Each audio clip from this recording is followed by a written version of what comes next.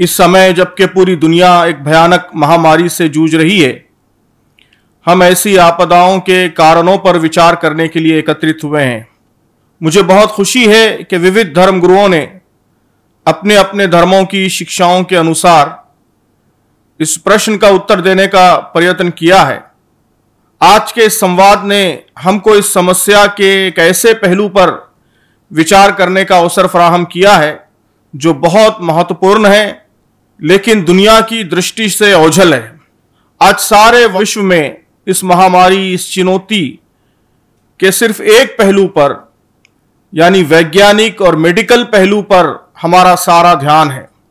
यह भी आवश्यक है, जरूरी है। विज्ञान ये असल में ईश्वर के कानून और उसके बनाए हुए नियमों का नाम है।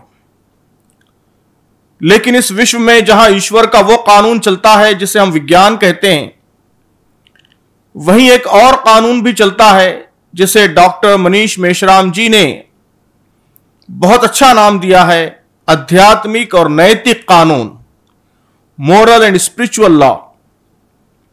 इस बड़ी आपदा पर इस पहलू से भी गौर करने की आवश्यकता है कि इसके आध्यात्मिक और नैतिक कारण क्या है।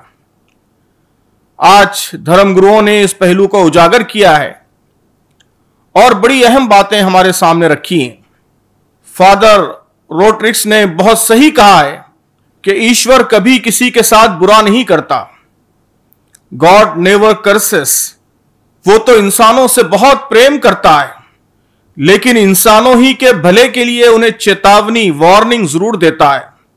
ब्रिजमोहन जी ने इसके लिए बहुत सुंदर उदाहरण का प्रयोग किया है कि जिस तरह प्रेम करने वाली मां बच्चे को थप्पड़ लगाती है उसको सुधारने के लिए, उसको वार्न करने के लिए, इसी तरह ईश्वर भी आपदाओं द्वारा, मुसीबतों द्वारा, महामारियों द्वारा हमको सचेत करता है ताकि हम अपने आप को सुधारें, अपने जीवन को, अपने व्यवहार को, अपने स्वभाव को बेहतर बनाएं। कुरान में हमारा निर्माता कहता है कि हम पर आने वाली आपदाएं हमारे ही करतूतों का परिणाम होती हैं। हमारी गलतियों को हमारा मेहरबान खुदा क्षमा करता रहता है। हम बहुत सी गलतियां करते रहते हैं और वो क्षमा करते रहता है, लेकिन जब गलतियां हद से ज्यादा बढ़ जाती हैं और दूसरे इंसानों का जीवन दोबर हो जाता है तो फिर चेतित करने के लिए गोया थप्पड़ लगाता है। मा असाबकुम मिन मुसीबतिन फबिमा कसबत ऐदीकुम व याफू अन कसीर, कुरान में आया है, जो मुसीबत तुम्हें पहुंचती है वो तो तुम्हारे अपने हाथों की कमाई से पहुंचती है और बहुत कुछ तो वो यानी खुदा माफ कर देता है। कुरान में हमारा परवरदिगार ये भी कहता है कि वला यरौना अन्नहुम युफ्तनूना फी कुल्ली आमिम मर्रतन औ मर्रतैनी सुम्मा ला यतूबूना वला हुम यज़क्करून, कि क्या वे देखते नहीं कि प्रत्येक वर्ष वे एक या दो बार आजमाइश में डाले जाते हैं, फिर भी ना तो वो तौबा करते हैं और ना चेतते हैं। कौन से दोष और करतूत आपदाओं का कारण बनते हैं, कुरान ने यह बात भी विस्तार से बताई है। प्रिय मित्रों, भाइयों और बहनों, सबसे पहली बात यह कि इन आपदाओं द्वारा हमारा निर्माता हमको उसकी तरफ पलटने की दावत देता है। हमारा खुदा एक ही है, चाहे हम उसे ईश्वर कहें, खुदा कहें, गॉड कहें, अल्लाह कहें। दुनिया के सारे इंसानों का पैदा करने वाला, उनका मालिक, उनका निर्माता एक ही है। उसी ने हमको पैदा किया। जिस खुदा ने हमको पैदा किया, हमारे लिए संसार में सारी सुविधाएं उपलब्ध कराई, हमको जीवन और बुद्धि बख्शी, उससे लापरवाही दुनिया का सबसे बड़ा अपराध है और आज का मनुष्य यही अपराध कर रहा है। वैज्ञानिक प्रगति ने आधुनिक युग में मनुष्य को अपने पैदा करने वाले से लापरवाह कर दिया है। मनीष मेश्राम जी की इस बात से सहमति है कि हमको इस बात पर विचार करना चाहिए कि दुनिया में दुखों का कारण क्या है, लेकिन हम इस प्रश्न को भी नजरअंदाज नहीं कर सकते कि इस संसार को निर्माण करने वाला कौन है और उसने हमें क्यों पैदा किया है उसकी इच्छा क्या है, वो हमसे चाहता क्या है, मरने के बाद हमें किधर जाना है, हमारा क्या अंजाम होना है। ये सारे प्रश्न मानव जीवन के सबसे महत्वपूर्ण प्रश्न हैं। इन प्रश्नों को हम नजरअंदाज नहीं कर सकते, इसलिए कि इन पर हमारे इस जीवन की भी निर्भरता है और मरने के बाद का अनंत जीवन भी इसी पर निर्भर है। तो आधुनिक मनुष्य ने ब्रह्मांड की सबसे बड़ी वास्तविकता को, यानी अपने खुदा को भुला दिया और विज्ञान को, अपने ज्ञान को, अपने संसाधन को गोया खुदा बना लिया। इस महामारी के जरिए खुदा ने याद दिलाया है कि इंसान बहुत कमजोर और निर्बल है। सारी प्रगतियों के बावजूद वो खुदा के सामने बिल्कुल बेबस और लाचार है। तो पहली आवश्यकता यह है कि हम खुदा की तरफ पलटें। इला रब्बी का फरगब, और अपने रब से लौ लगाओ। बेशक हम आपदा के वैज्ञानिक कारणों पर भी नजर रखें, खुदा ने जो ज्ञान हमको दिया है उसका भी प्रयोग करें, जो वैज्ञानिक संसाधन हमको प्राप्त हैं उनका भी भरपूर उपयोग करें। यह आदेश भी खुदा ने दिया है, लेकिन उसी तक सीमित होकर न रह जाएं। आपदा के आध्यात्मिक और नैतिक कारणों को भी ढूंढें, खुदा की तरफ दौड़ें। इस मौके पर यह जरूरी है कि हम खुदा की तरफ लपकें, दौड़ें।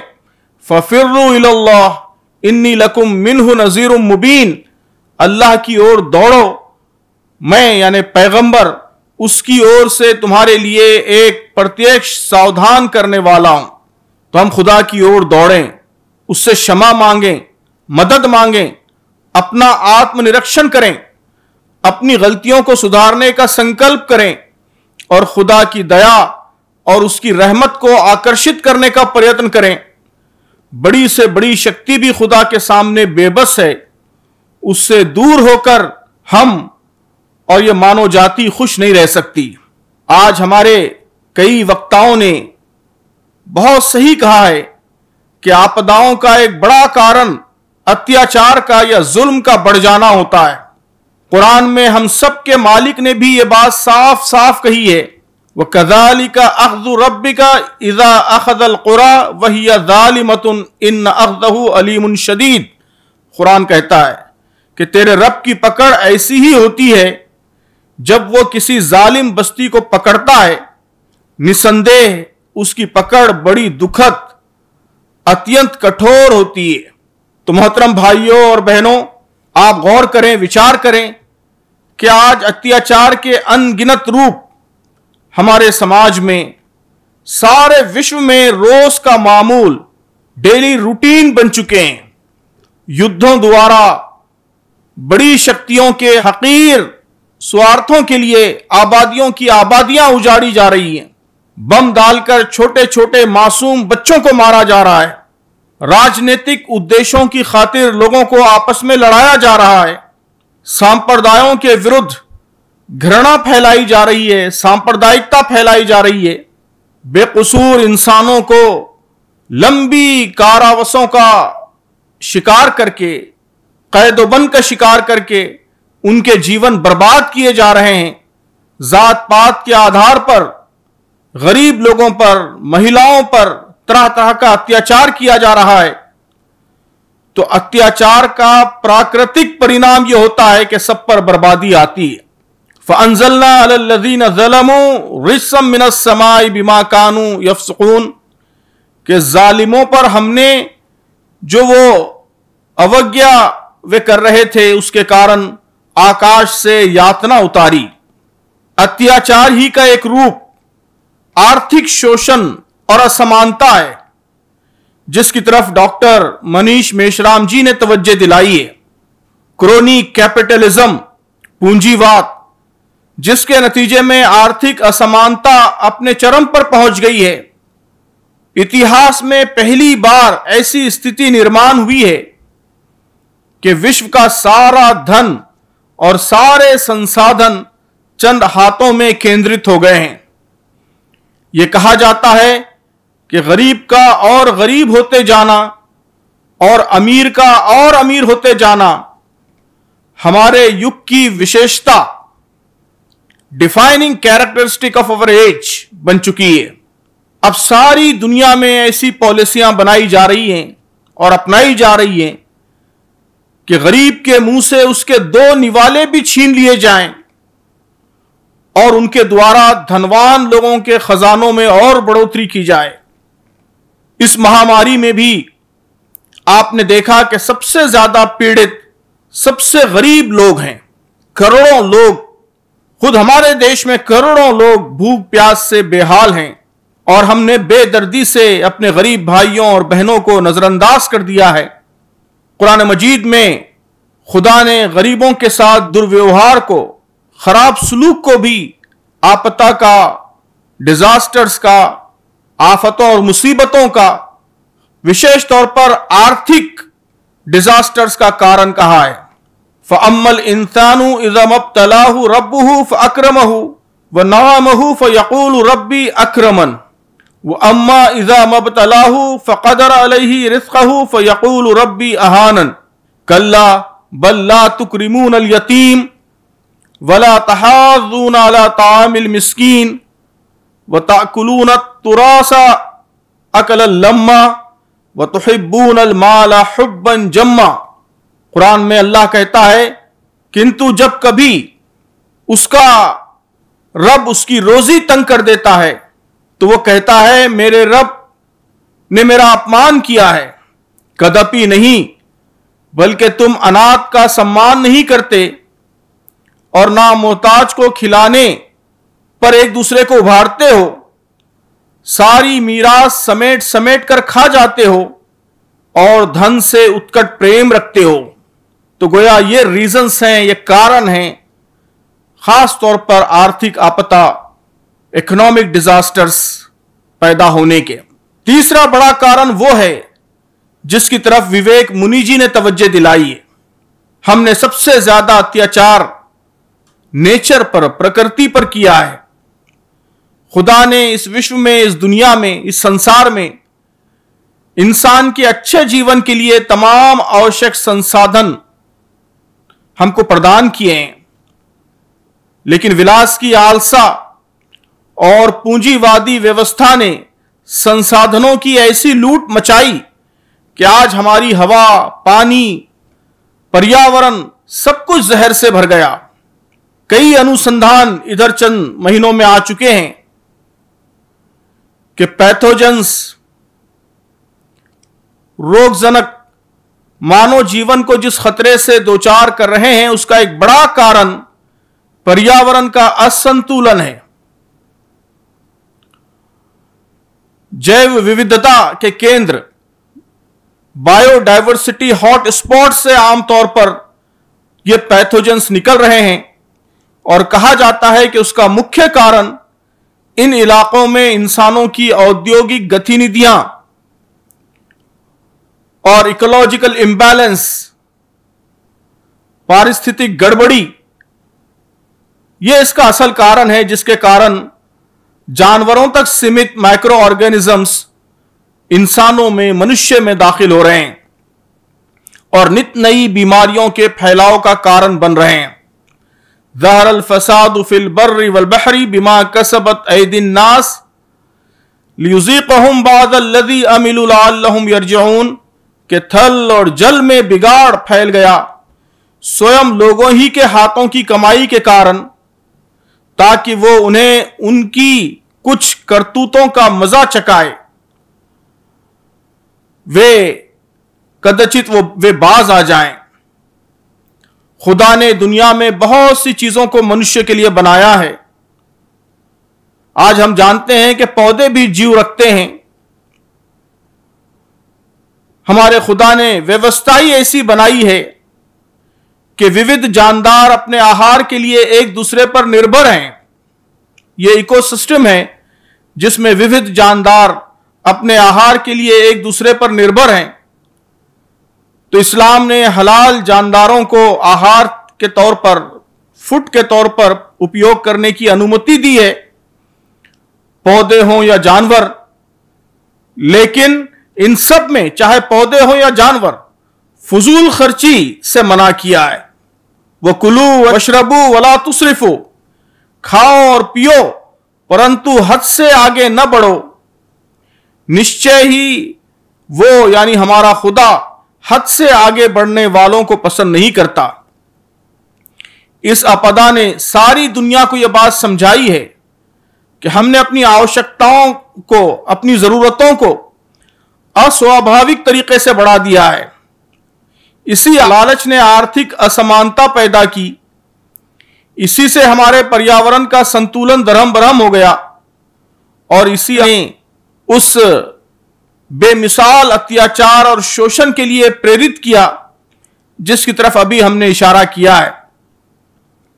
इस लॉकडाउन में आवश्यकताओं के परिसीरन, उसके लिमिटेशन और सादा जीवन का जो पाठ प्रकृति ने हमको पढ़ाया है, अगर वो हमें याद हो जाए तो शायद मानवता की बहुत सी समस्याओं का निवारण हो जाए। सलीम साहब ने बहुत सही कहा कि जब समाज में बुराइयां फैल रही हों, अत्याचार हो रहा हो और ऐसे में अच्छे लोग खामोश रहें, सुधार के लिए प्रयत्न ना करें, अत्याचार रोकने की कोशिश ना करें, तो यह चीज भी आपदा का कारण बनती है। पैगंबर मोहम्मद सल्लल्लाहु अलैहि वसल्लम ने फरमाया कि जब लोग समाज में बुराइयों को देखें और सुधार की कोशिश ना करें, और जब किसी जालिम को जुल्म करता, अत्याचार करता देखें और उसका हाथ पकड़कर उसे अत्याचार से न रोकें, तो करीब है कि सब पर खुदा का अजाब आ जाए। तो मोहतरम दोस्तों, भाइयों और बहनों, खुदा की तरफ पलटने के बाद दूसरा बड़ा कर्तव्य यह है कि हम दुखी और पीड़ित लोगों की मदद के लिए आगे आएं, अत्याचार को खत्म करने के लिए आगे बढ़ें, इस विश्व को सबके लिए सुख का केंद्र बनाएं और सबकी सफलता और नजात की कोशिश करें। हम सबका यह कर्तव्य है कि इस समय सबसे ज्यादा खुदा की तरफ पलटें। जैसा कि मैंने कहा कि हम जिस नाम से भी पुकारें वो एक ही है, हिंदुओं का, मुसलमानों का, सिखों का, ईसाइयों का, सबका खुदा, सबका पैदा करने वाला, सबका निर्माता, सबका पालनहार एक ही है। उस खुदा की तरफ पलटें, उसकी इच्छा को समझने की कोशिश करें। कुरान उसी खुदा की वाणी है। हर जमाने में खुदा ने अपने पैगंबर, अपने दूत भेजे। हमारे देश भारत में भी खुदा के पैगंबर आए, दुनिया के हर गोशे में, हर हिस्से में आए, और आखिरी पैगंबर हजरत मोहम्मद सल्लल्लाहु अलैहि वसल्लम पर खुदा ने कुरान उतारा। कुरान ये ईश्वर की वाणी, ये केवल मुसलमानों की किताब नहीं है, ये सारी मानवता को संबोधित करती है, उनकी समस्याओं का हल बताती है और इस जीवन और परलोक में सफलता का मार्ग दिखाती है। इसी कुरान से मैंने आज आपदाओं के कारणों पर रोशनी डालने का प्रयत्न किया है। मैं फिर एक बार तमाम धर्म गुरुओं का आभार व्यक्त करता हूं और आप सबका भी आभारी हूं कि आपने संयम से हमारी बातें सुनी, और अपेक्षा करता हूं कि इन बातों पर आप सब जरूर विचार करेंगे। आइए हम सब खुदा से प्रार्थना करें, दुआ करें कि वो इस महामारी को जल्द से जल्द खत्म करे, सारे विश्व में शांति स्थापित करे और हम सबको ये तौफीक बख्शे, ये शक्ति बख्शे कि हम अपनी गलतियों को सुधारें और विश्व को बेहतर बनाने में अपना रोल अदा करें। बहुत बहुत शुक्रिया, धन्यवाद, जज़ाकुमुल्लाहु खैर, वस्सलामु अलैकुम वरहमतुल्लाहि वबरकातुहू।